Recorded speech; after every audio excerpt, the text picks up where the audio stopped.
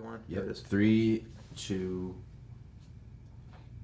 I know that kids are stressed and overscheduled, but how can parents balance holding them to appropriate expectations without causing undue stress?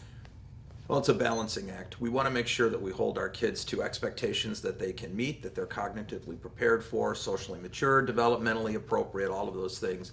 But yet the balancing act comes within not placing our expectations on them. I think of kids that I've seen both in the hospital setting and in the agency setting who are stressed due to the expectations that parents hold for them.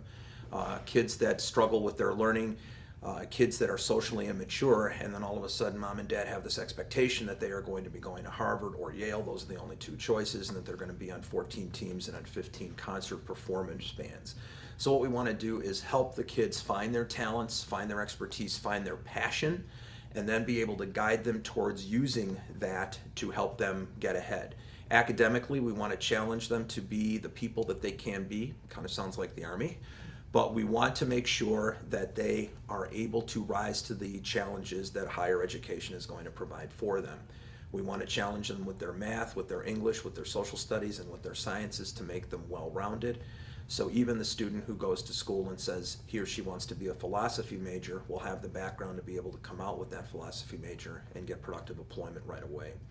In terms of extracurricular activities, we've got to be careful there that we don't place on the kids the expectations that we had of ourselves.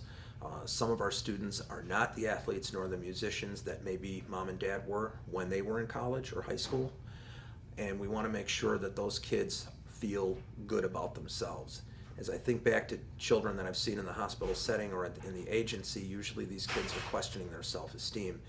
And we know that due to recent developments in the news and area high schools, that kids will find very creative ways to make themselves happy when they find that they are stressed or overbooked. So I'm hoping that this will be kind of a start to answering that question of how we can strike a balancing act between appropriate expectations and overscheduling.